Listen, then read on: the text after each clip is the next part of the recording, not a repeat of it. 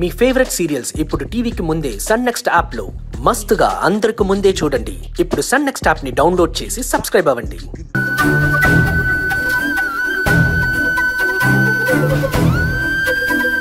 ఆ దేవుడు దాని రాత ఇలా ఎందుకు రాశాడో నాకేమీ అర్థం కావడం లేదు.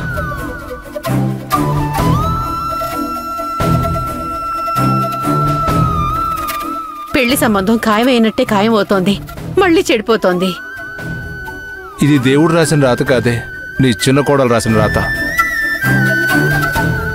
ఒక కోడలి వల్ల పెళ్లి ఆగిపోతూ ఉంటే ఇదిగో ఇంకో కోడలేమో పెళ్లి చేయడానికి నానా కష్టాలు పడుతుంది. భూమి ఈ ఇంటి కోడలు కావడం ఏ జన్మలో చేసుకున్న అదృష్టం అనుకున్నాం, కానీ కాదని ఈరోజు నాకు అర్థమైంది. ఏం మాట్లాడాలో నాకు అర్థం కావడం లేదు నాన్న. కాదని గడప దాటి వెళ్ళిపోయిన సంబంధం మళ్ళీ రాదు. ఇంకో సంబంధం చూద్దామంటే ఇంత జరిగిందని తెలిసిన తర్వాత కూడా మనింటితో సంబంధం కలుపుకోవడానికి ఎవరు వస్తారు నాన్న?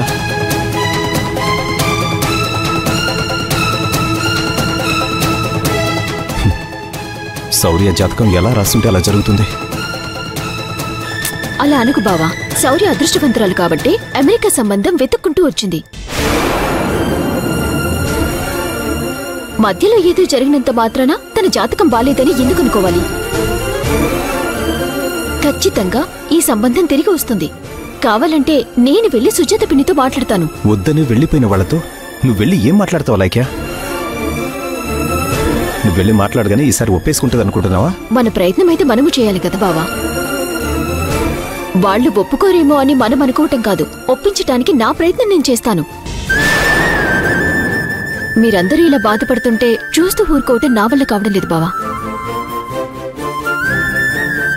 మా గురించి నువ్వు ఇంతగా ఆలోచిస్తున్నావు, కానీ ఆ భూమి చూడు, ఏమీ పట్టినట్టు వెళ్ళి గదిలో కూర్చుంది. చేయాల్సిందంతా చేసేసి గదిలో కూర్చోక ఇక ఇప్పుడు ఇక్కడికొచ్చి ఏం మాట్లాడుతుంది చెప్పండి? తన గురించి వదిలేండి అత్తయ్య గారు, నేనున్నాను కదా, నా ప్రయత్నం నేను చేస్తాను. తర్వాత ఇంకా దేవుడి దయ. మాకైతే నమ్మకం లేదమ్మా, కానీ నువ్వు నమ్మి ప్రయత్నిస్తానంటున్నావుగా, ప్రయత్నించి చూడు.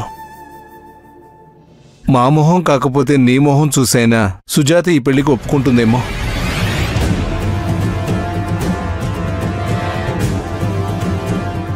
బావా, నేను వెళ్ళి మాట్లాడతాను. నువ్విక ఈ విషయం గురించి ఆలోచించకు. మీరందరూ ప్రశాంతంగా ఉండండి.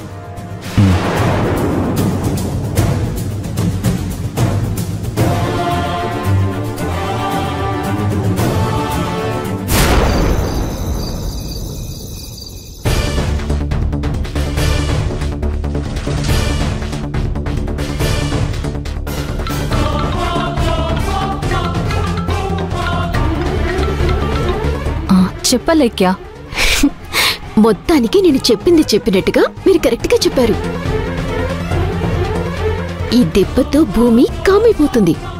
ఇక నుంచి మనం ఏమనుకుంటున్నామో అదే జరుగుతుంది. ఇక అరవింద్ శౌర్యల పెళ్లిని ఎవ్వరూ ఆపలేరు. కాకపోతే మీరు ఇంకొక చిన్న పని చేయాలి. ఏం చేయాలి? మీరు రేపొకసారి ఇంటికి రావాలి. చెప్పాల్సింది చెప్పాను కదా, మళ్ళీ ఇంటికి రావడం ఎందుకు? చెప్పారు, కానీ ఇంకొక ముఖ్యమైన విషయం చెప్పాలి. అందుకే ఇంటికి రావాలి అంటున్నాను. ఏంటా ముఖ్యమైన విషయం? ఏం లేదు, మామూలుగా అయితే నేను ఈ పెళ్లికి ఒప్పుకునేదాన్ని కాదు. ఇంత అవమానం జరిగిన తర్వాత కూడా ఈ పెళ్లికి ఒప్పుకోవడానికి కారణం మీ మీదున్న అభిమానం కాదు, అలేకి వచ్చి బతిమలాడటం వల్ల. ఈ పెళ్లి ఆగిపోకూడదు, మా బావ పరువు పోకూడదు, పెద్ద మనసు చేసుకోండి, భూమి చేసిన తప్పుకి మా శౌర్యని శిక్షించకండి అంటూ తను వచ్చి బతిమలాడింది కాబట్టి నేను ఈ పెళ్లికి ఒప్పుకుంటున్నాను అని చెప్పాలి. నేనొచ్చి నీ గురించి గొప్పగా చెప్పడం ఏంటి? మీరు కోరుకున్నట్టుగా శౌర్యని మీ ఇంటి కోడల్ని చేయటానికి నేను చేయాల్సిందంతా చేస్తున్నాను కదా.